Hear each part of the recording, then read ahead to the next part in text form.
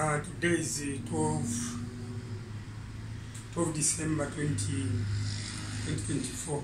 In my classroom, there are 4 students, 1 lady and 4 men. This time around, I want to take you in mathematics, and in mathematics we are going to look at bearing. Bearing is taught to people who are in grade 10. In Syllabus D, bearing is taught to people who are in grade 10. So under the topic 3-figure bearing, but in grade 10 it is bearing and scale drawing. So 3-figure bearing, which starts from 0 degrees to 360 degrees. So the question is, what is bearing? Bearing is an angle which is measured in what? Degrees. So to define bearing in the first place, let me define bearing. Bearing is an angle. Bearing is an angle. So this is point number 1. Then point number 2, we can say the angle for bearing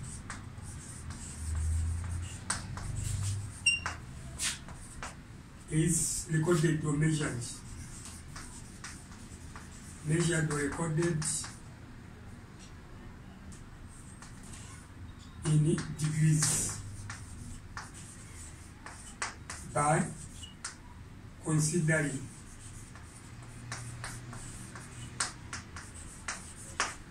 a clockwise. A clock, by considering a clock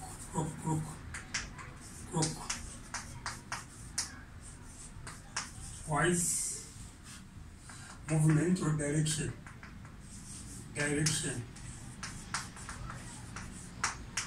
from the true north.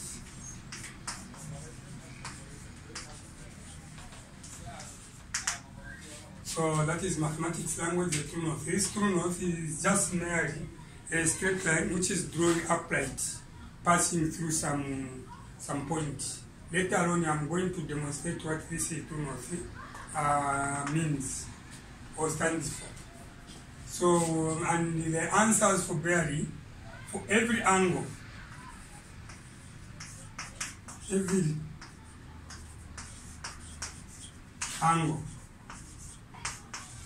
under bearing or calculated under bearing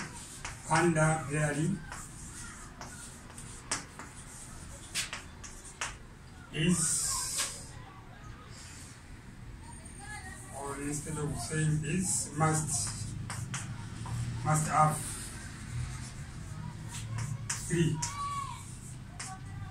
digits. What do I mean? If the angle is 43 degrees, instead of writing 43 degrees, this is just an angle under bearing. This is going to be written as 043 degrees, 043 degrees. In a case where you are going to have a single digit, like 4 degrees, this is going to be 0.0, or not point, but 004 degrees. There is no point. 43 degrees, 043 degrees. 3-figure bearing. If you look at the definition, 3-figure bearing, you have to maintain the 3 digits. This is 360, it means a complete revolution. And from the beginning I said bearing is an angle. And the angle for bearing is measured or recorded in degrees by considering a clockwise direction from the true north. Then every angle under bearing must have 3 digits. So these are the 3 digits. For instance, if you have 21 degrees, the angle is calculated to be 21 degrees. Instead, it is going to be 0.21 degrees, like that. So these are angles under bearing, but these mere angles, we just show the angles the way they are. But as long as the answer, as long as what you are calculating is under bearing, you need to observe that the figures, the digits must be 3. 043 degrees, 004 degrees instead of 4 degrees, 0.21 degrees instead of 21 degrees. Now, what is this bearing all about? If we can have a point A there, and this is point B, somewhere here, let's have a point B. Now, if I get a ruler and I happen to join the 2 points, point A and B, so I've mentioned something like true north there. The true north is just a line that can be drawn upright, passing some point. This is the true north. This is the north, the true north. So now, if this angle is 110 degrees, so look at this. Somewhere I said the angle for bearing is measured. The angle for bearing is measured in degrees by considering a clockwise direction from the true north. So we've seen this line which I've drawn there, upright, passing through the point. It is a true north, and it is passing there. So I need to start from that line. This line passing point A, I move a bit up, then in a clockwise direction, I have to move like that, like that, like that. This is the clockwise direction until I end there. So if you look at that, there are 2 letters involved, A and B, and B. So this one is going to be interpreted as what? Bearing of, you have to use this language from. So now this from, one letter is going to be there and the other one is going to be there. So from, there is A and B.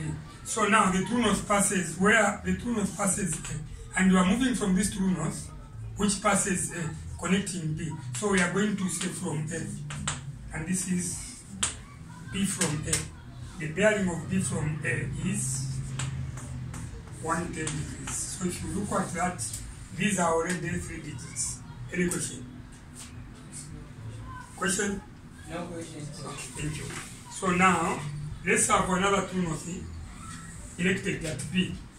Let's have another true north at B. This is another true north at B. So now, if we do this amount of time like that, who is going to interpret that value? Look at the true north. This time around is passing point B. So I move a bit up along that B. Then I start moving in a clockwise direction. Move until I stop there. Mind you, there are 2 letters involved. There is B and what? A. So now, this bearing, what? Bearing of what? This amount of time, bearing of, the bearing of? Yes, A from B. Because the true north is passing what? Again, in another development, we can have a line drawn that way. We can have a straight line drawn that way. Then let's have a true north passing this point. Look at this. This is what the north.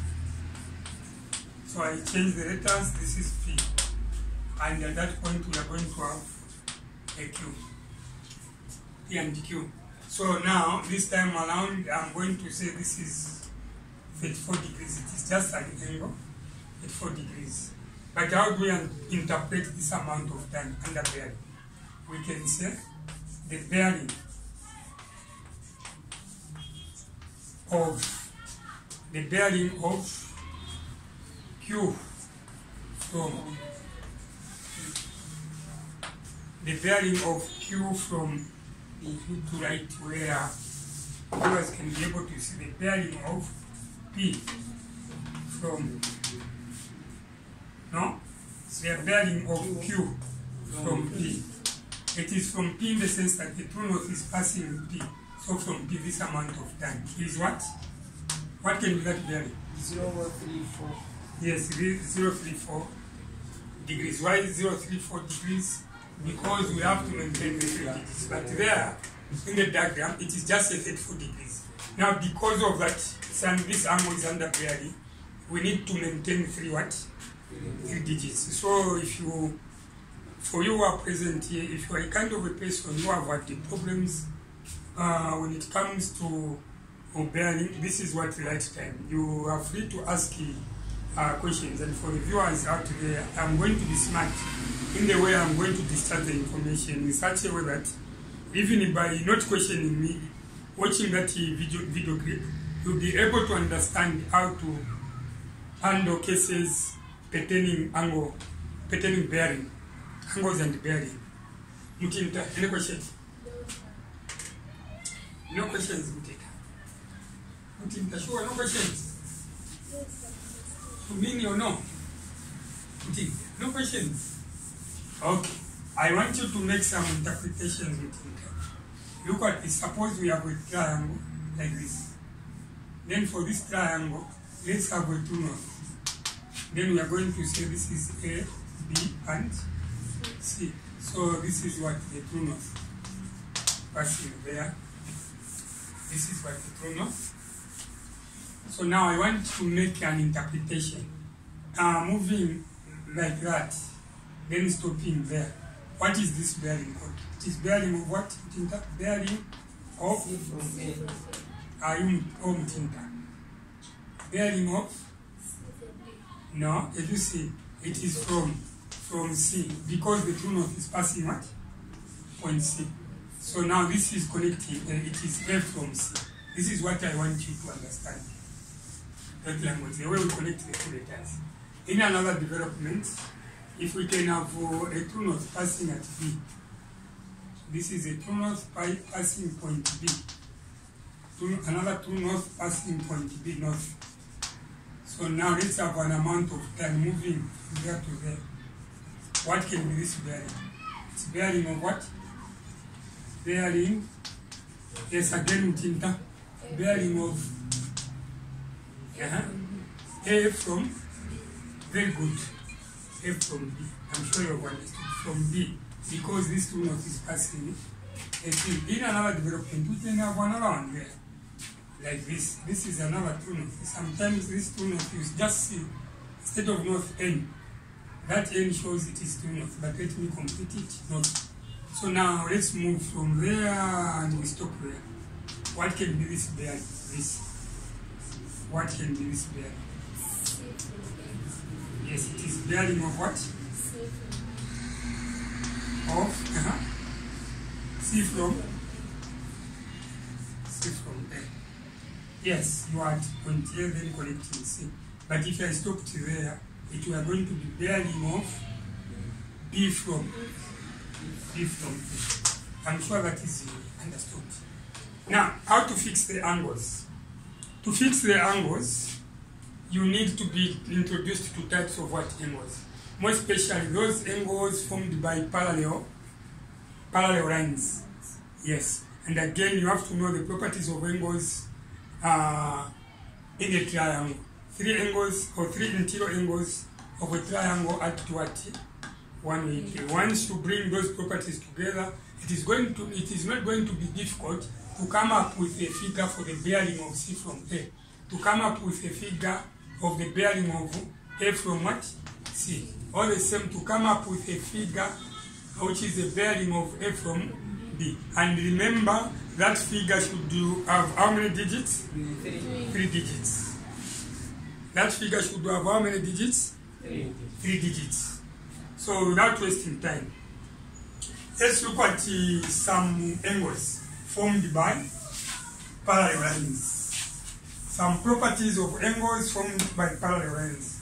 There are 6 in all, but I'm going to just unveil or explain only 3. Property number 1, if this line and that line, this is a true north and this is true north, it means they are parallel to each other. So if this is angle A and this is angle B, this angle and that angle, A plus B equals what? 180. So these are called what? Two interior opposite angles. Let me say 2 interior opposite angles. So A plus B equals what? 180. So if you add these 2 interior opposite angles, you get a total of what? 180. Meaning that if you want to find the A, you have to write 180 minus B. And if you want to find the angle B, you have to say 180 because the sum of 2 is 180 minus A. But it does it different. So as long as this is the true north, and that is a true north. Just know that these two lines are parallel. So the first property I have covered is 2 interior what? Property number 2, which you need to observe. This property number 2 is straight line angles. Straight line angles. When I say straight line angles, if we have a straight line like that, this one is x and this is y. Mind you, this is x and y. X plus y, you get it. What is x plus y? Straight line angles adapt what? 180, yes, x plus y equals what? Which means that, again, if you say want to find x, you can say x is equal to 180 minus y. Or if you want to find y, you can say 180 minus what? X. So these properties are important. Most of you out there who find bearing to be difficult, you tend to overlook the types of what? Angles formed by parallel lines. Believe me, if you can understand the angles formed by parallel lines, then it cannot be difficult to fix questions examined under bearing. So there we go, property number 3. Or before I close, we can say 2, we said x plus y equals 180, isn't it? So angles on a straight line adapt what? 180. Yes. So angles on a straight line add to 180 degrees. Property number 2. We go to property number 3. Property number 3, this is called alternate angles. What are these alternate angles? These alternate angles, sometimes we can have that and that. As long as this is parallel to that, that is parallel to that. If I do this, a z is formed, or if I do that, abnormal z is formed. As long as these two lines are parallel. So if this is angle A and this is angle B, we are going to say A is equal to B. Mind you, if this arm is parallel to my body, the angle which is there must be the same angle there. So such angles are said to be what? Alternate angles. A z is formed. Same applies if this is 30 and this is y. So y is equal to what? In another development, we can have parallel lines drawn like that. As long as this is parallel to that, then we do this. This is 50 degrees, this is also 50 degrees. We can have another one, and the other two lines drawn like that, but the line drawn across them, which is called a transversal line drawn like that, then these two parallel lines making a Z. If this is 60 degrees, this is going to be M. We are going to say M is equal to what? 60 degrees. So again we can say alternate angles are alternate angles are equal. I'm sure that is understood. Yes. So from there, let's look at property number 4. Number 4, this property number 4, let's look at angles at a point or one revolution. I say angles at what? Angles at a point. Or if you don't want to say angles at a point, you can say one revolution. Or if you don't want to say revolution, you can say a complete turn. A complete turn, which is equal to what? 360 degrees. But how am I going to demonstrate that? This is a point. Then I draw a line. If you go around like that, moving from say the same point, you go around in a clockwise direction. This is going to be what? 360 degrees. This is what? A revolution. The same angles at a point. Angles at a point, we can have a point, a straight line comes, another one comes, and another one goes. So this is A, angle A, this is B, angle B, and this is C. So if you start from there, you go around, coming back to that. What have you done? This is A plus B plus what? C. You have gone down, and this is, you've made a revolution. So this is a complete turn, 300 and what? 60 degrees. But I'm going to pose a question. Suppose you have a straight line which is drawn upright like this. This is a straight line, then we have that. Then this is 30 degrees. Okay, not like that, but let me shift the same line, but 30 degrees to be this side. This is 30 degrees. And you are told to say this is what? The north. So look at this. I'm going to call this as A, and I'm going to call this point as P. So now, this is 30 degrees. Moving from this true north, you go around like that, and you stop there. What can be this angle? What can be this amount of time this? Can you tell me that this is 360? No, that is No. 330. So 360 is prevented to become a revolution or a 360 by that 30 degrees. So in mathematics, what you are going to do is, there are two methods there.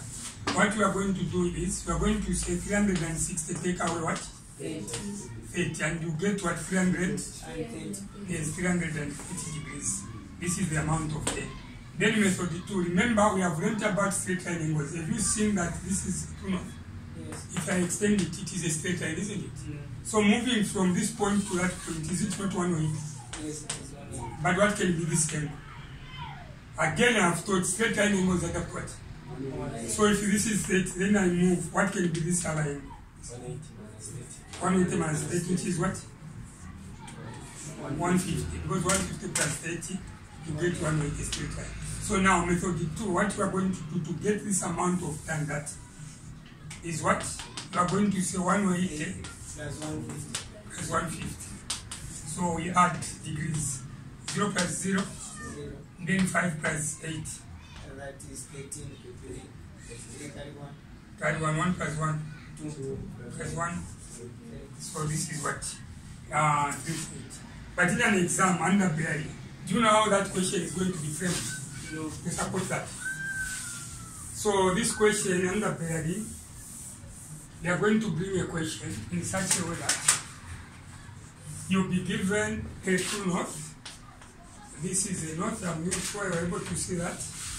You are going to be given another line there.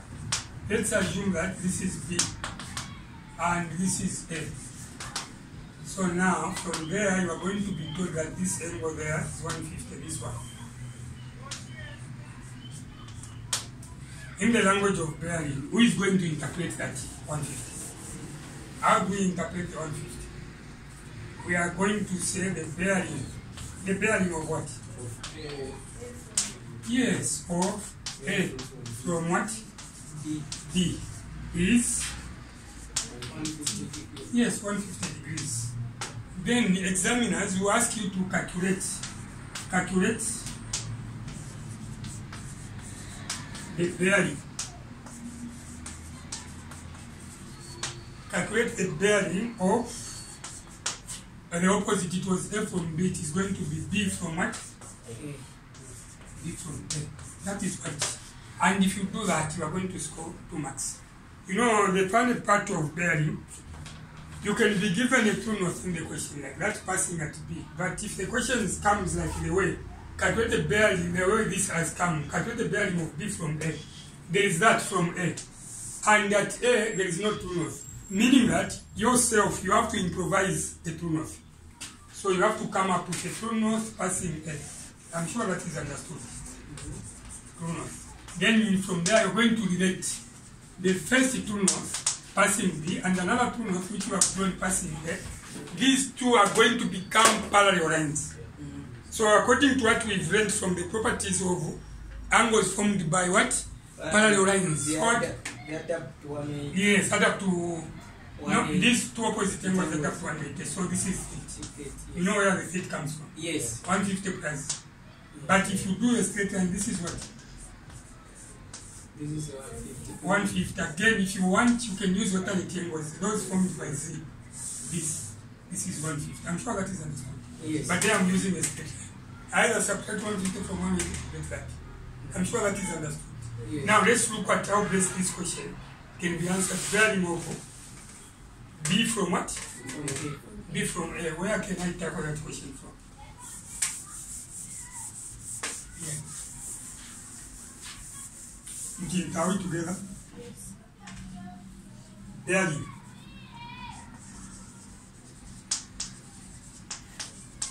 Of B from what? From A. From A. Because of from A. So method 1. What are we going to do? I start with 360. Is 360 take away what? Look, bearing from A. This is point A, you move up. Let me demonstrate. That is the amount of time. We stop there. Have you seen that this fate is preventing that from becoming a revolution? Yes. So you take away a fate. So this is going to be 380 degrees. That is method 1. Method 2.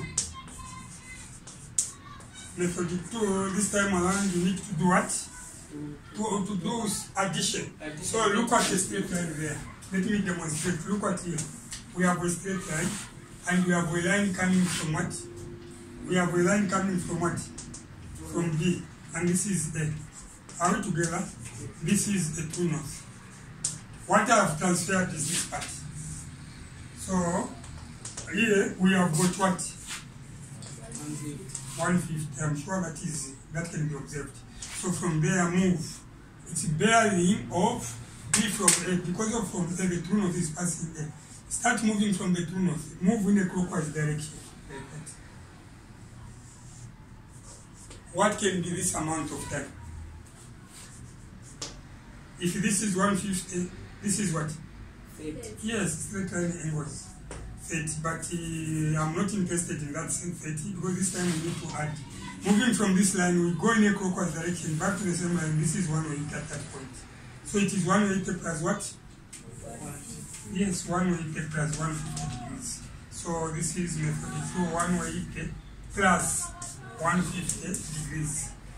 These are degrees. 0 plus 0, 0. 5 plus 8, 18, carry 1, 1 plus 1, 2, plus 1, 3. Again, look at this. So these are the two methods that can be used. But in an exam, I'm not saying you go and apply the two methods. So far, so good. In 28 minutes, I've managed to explain the concept, to introduce bearing, and explain the properties, some of the angles, the properties of angles formed by parallel lines that you can use to attack questions examined under bearing. So I'm going to take this clip as part 1 of bearing. If anyone present in here, if you have any question, this is what the right time. Any question? Then if no question, allow me to close this chapter.